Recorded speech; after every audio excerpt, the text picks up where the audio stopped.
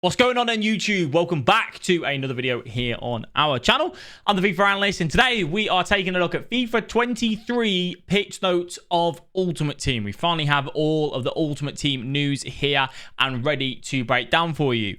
I am going to assume you have already watched the trailer, okay? So if you haven't, I'll put a link in the description. Go and watch that and then come back to this video. But for now, we're going to go over that and assume that you have watched all that. Shouldn't assume though, because it makes an ass out of you and me.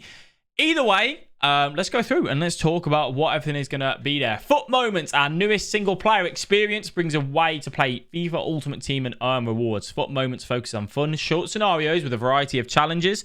In FUT Moments, you'll earn a new currency type, FUT Stars, which can be exchanged for items and packs in the Moment Star Gallery. So EA are giving you a way to complete objectives, essentially. So it might be like, let's say, think back to Liverpool against Barca, corner taken quickly, Origi. Let's say they make that a FUT moment. You'll have to score directly from that corner and get that, and you complete that objective, and then you'll get stars in rewards for it. Those stars can then be exchanged for packs. They can be exchanged for players, whatever's in the store at the time, and you can bank them up and then trade them in whenever you want. Essentially, this is going to deliver a new mode that offers a wide variety of unique challenges that will be updated throughout FUT 23, ranging from skills training to recreating real-life football match highlights. Provide a shorter match experience than our other game modes. So if you are logging on, you've only got 10 minutes, you don't have time to play a game, bang, go and do one of these. You can get one of these done or get a couple of them done, and you get that quick bite-sized FIFA action that you're after. It offers a unique gameplay for all skill levels of FUT players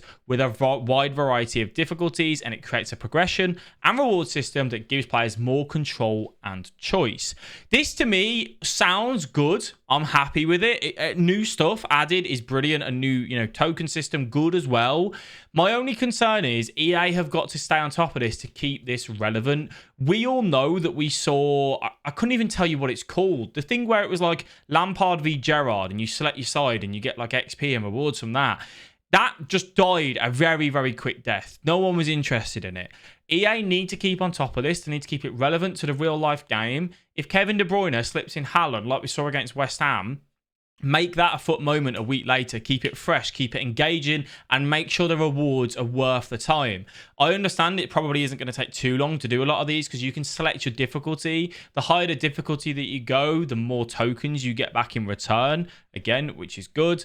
And yeah, you can do all that. And I just think it's an extra thing. I like this sort of stuff when it's introduced. Also as well, it's going to be an easy way for you to practice stuff. If some of them are going to be free kicks, you can go in and almost use it as a training routine inside that, which I think that is really, really good. You can see here how you can select your AR difficulty, what you get from it, and so on. And you can also see here, join in on Mbappe's illustrious career, as I get that wrong, from AS Monaco to Paris Saint-Germain, and you can complete that, and you can get those tokens from doing that. I'm all for it. It's not my cup of tea in the sense that I like the competitive side of FIFA, but this is good, as I said, because I would use it in that training way, that training routine for players and for students, essentially, in coaching and whatnot. So that's how it's going to work.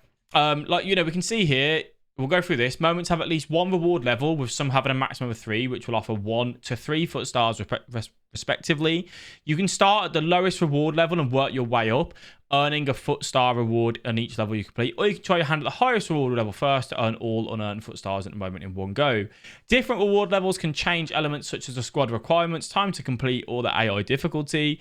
As you decrease the reward level, you have to complete all challenges within the completion time, or you'll have to try again. You can replay an unlocked moment at any time. However, you can only earn the associated FUT stars once from any reward level.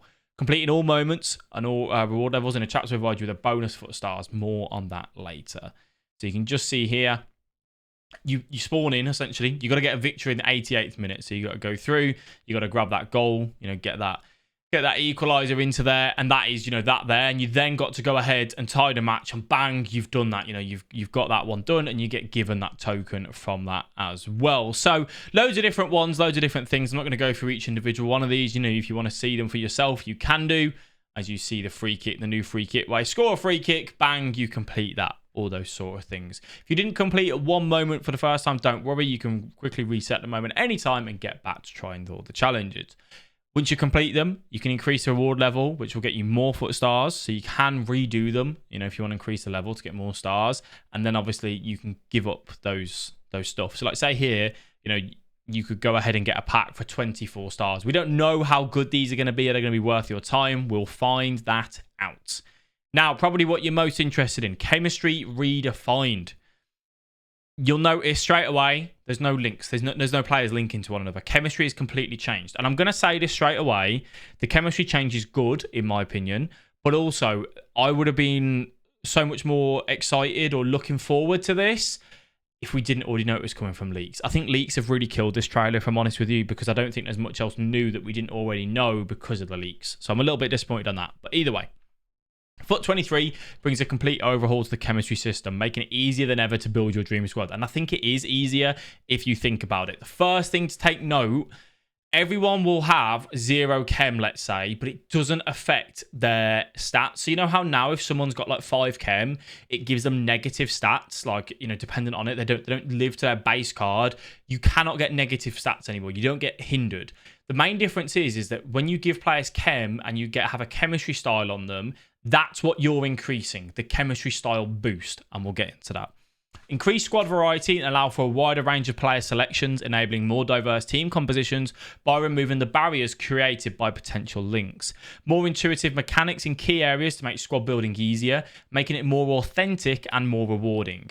Remove common pain points such as lowered player attributes caused by low chemistry or the calculus of a squad and player chemistry, a design that was often not intuitive to new players. Before we dig into details of the new system, there are some key changes that impact the system.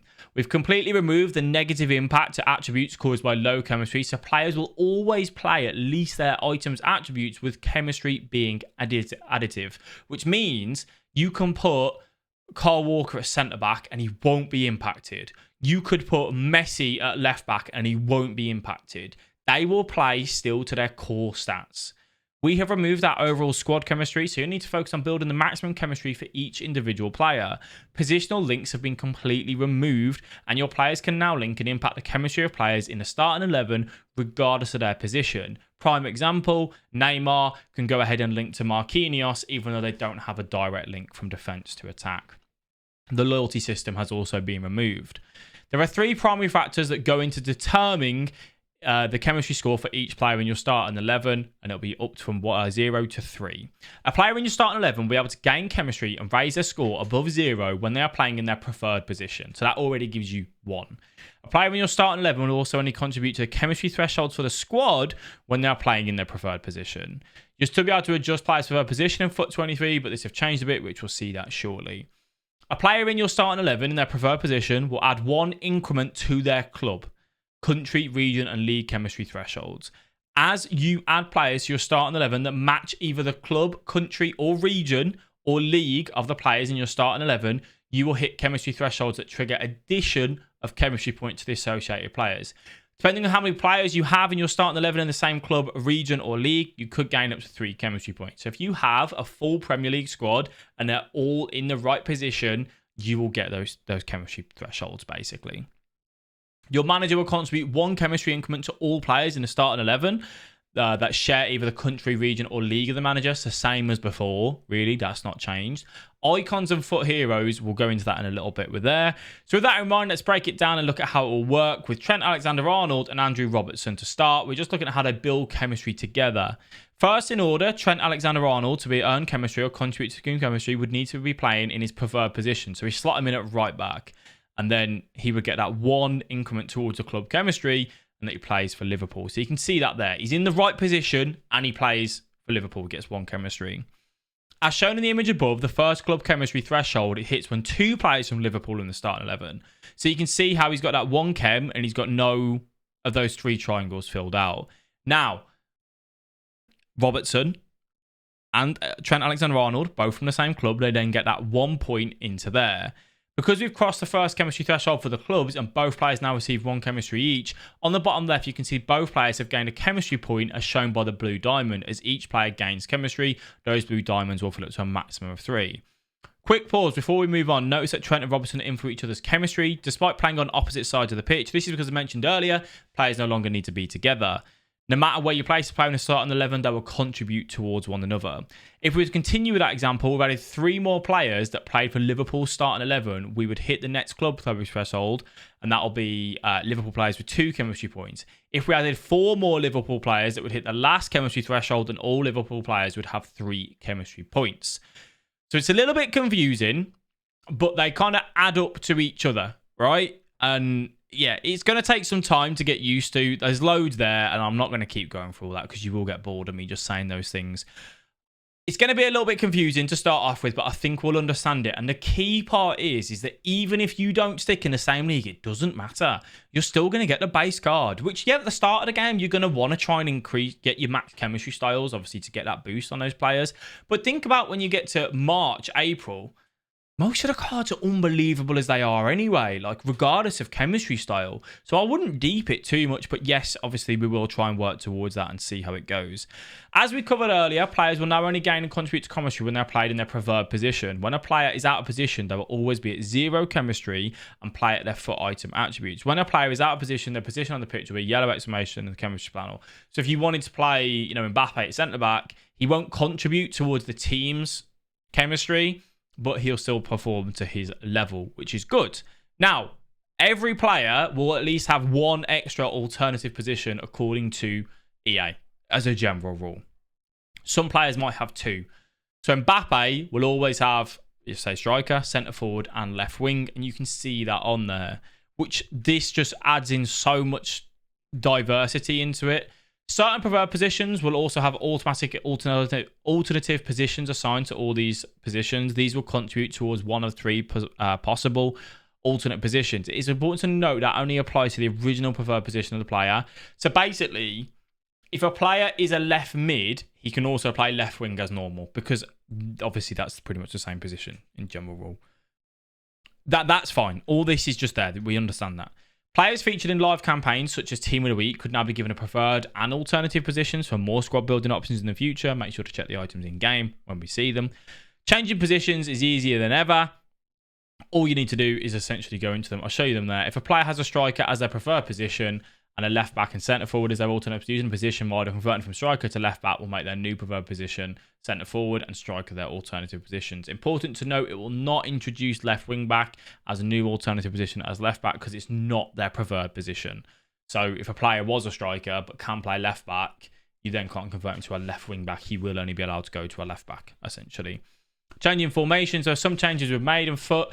We found that very few right forward and left forward where we only had 2 formations featuring those, so we've removed the right forward and left forward positions in FUT. Okay, that is interesting. In addition to this, we've modified the 4-3-2-1. Okay, so it uses centre forward positions instead of right forward and left forward. That's going to be interesting, actually. Either way. Previewing swaps. With all the changes to chemistry, we wanted to ensure the squad screen, when you're able to change the, while I get my words out, these decisions about what players to put into your starting 11 makes it easy to understand. This is just going to be, you're going to have to just play it, by the way, to get the understanding here, if I'm honest with you. First, owner status. With the new chemistry system, remove the loyalty bonus and icon from players. You'll now see an icon representing first owner status from the second view your player item. This applies to any player where you are the first person to receive an item from the pack or reward. The icon is removed once a player transfers to another owner. So it doesn't really give you anything now because of it. Like, you don't get that extra point. Doesn't mean anything, but you still have that first owner there. Changes are also indicated to the players themselves. Whenever you're making a change that would impact any player who shares a country region, you'll see this indication, so you know, basically. So it'll be easier for us to learn it. When a player is at 1 chemistry, they gain a small boost. When a player is at 2 chemistry, they gain a medium boost. And when a player is at 3 chemistry, they get a full boost. So what you could do is you could work around your squads to be where you basically are making sure, if you want your best boost in your attackers, focus on getting them the 3 chemistry if needs be. You know, that's an option for us. Icons are the same. Our icons just go in and give that full chemistry regardless of their rest of the squad, as long as they're in the preferred position, and they can be played here, there, and everywhere. Heroes, same for leagues on that side of things. Squad building challenges, they're going to use that new system, which is going to be confusing to start off with, but looking forward to that. Live FUT friendlies, free for all. These events support 1v1 and 2v2 gameplay. Co-op only. These events only support 2v2. You won't be able to access these events when pairing up with a friend through the co-op lobby if you're not pairing up. Okay, interesting. Weird. Co-op rival, so you can do squad battles, division rivals, online friendlies. Crossplay is coming. We knew that anyway. Crossplay won't be available in 2v2 co-op modes, which is a big thing. It's, you know, if you want to play crossplay with someone, you have to be on the same console. You can't crossplay co-op together. If you want to play against your friend, if you're on Xbox and he's on PS, you can do that, no problem. Transfer market is shared, apart from PC and then Nintendo Switch. They have their own transfer market, but PC players can play against console players. Bit of a hindrance there. I don't think that's good. Leaderboards now, you can see leaderboards globally or just on your console. For squad battles, we've moved the top 200 leaderboard as now a single reward tier for this group. And then they've added in new stuff with regards to your stadiums looking prettier, which I'm not going to go too deep into, to be honest, because I'm not too bothered by that. If you are more than welcome to take a look at it yourself. And there will be a World Cup mode, as we know. So, as a roundup, happy with the position changes, happy with the chemistry changes. It's a little bit new. Looking forward to it. I'm a little bit disappointed the fact that there isn't any changes to champs or rivals. I would like to have seen something touched on that. They haven't spoke about it. And they've also not spoken about whether if people leave when they're drawing, the opponent gets to win or what they're doing to address that. That does concern me. Either way, though, let's see. Let's find out. Let me know what you think down below in the comments. Are you looking forward to it? Thank you all for watching. I'll catch you in the next one. Bye-bye.